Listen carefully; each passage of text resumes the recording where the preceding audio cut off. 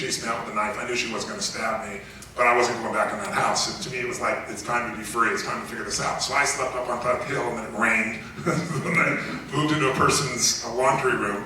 And what sustained me was I got on a bus with the $12 I had, and I went to a bookstore and I bought a book called The Magic of Believing by Claude M. Bristol. And I read this book about the size of your thinking and the core of your belief structures.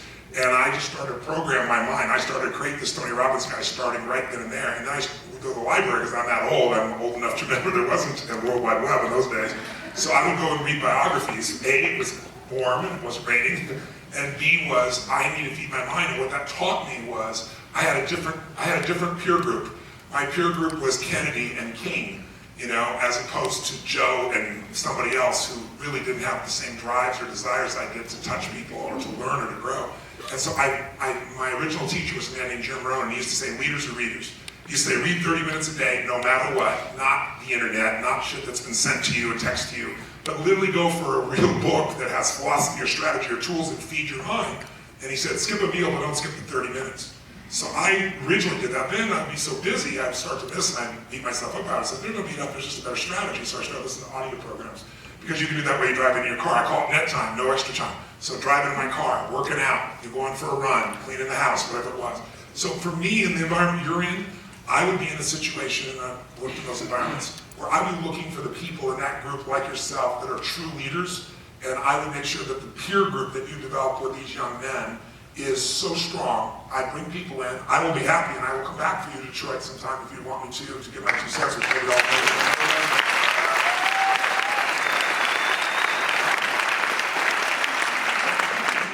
Thing for you is that you know how they talk about you get on an airplane and the first thing they say do is if we run out of oxygen and the mask comes down, what are you supposed to do? Quickly put it on your child first. No, what do they tell you? That sounds really selfish, but the truth is if you don't put it on yourself, there's no oxygen, you can't help anybody. I think you continuing to strengthen your spirit and your soul will do more for these young men than anything other than creating for them those mentoring relationships that can create that lasting peace and teaching them who to spend time with.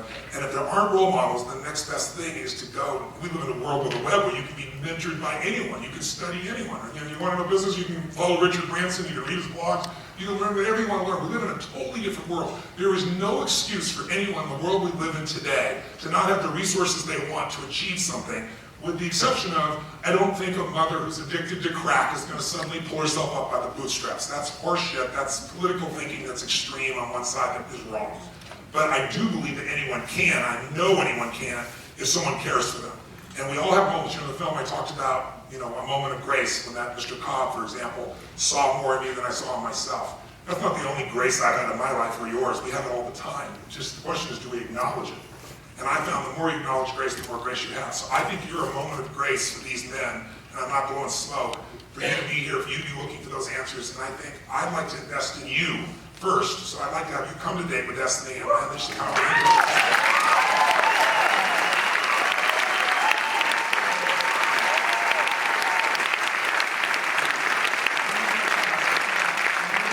With you to that. But that event has a limited number of people. I also do a program called Unleash the Power Then, and it's that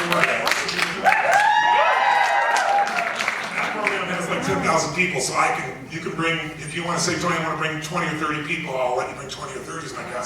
You gotta get them across whether we're doing it. I would say number one is you. Number two is creating that mentorship and teaching them how to pursue the ideas and insights that are going to change their life and give them experiences. I think a belief is a poor substitute for an experience. You can tell me what you think of fucking China, but if I take you to China, now you have an experience. I don't give a fuck what your beliefs were. These men need some new experiences, and you're capable of giving them. You already are. But if I can help, I'd love to.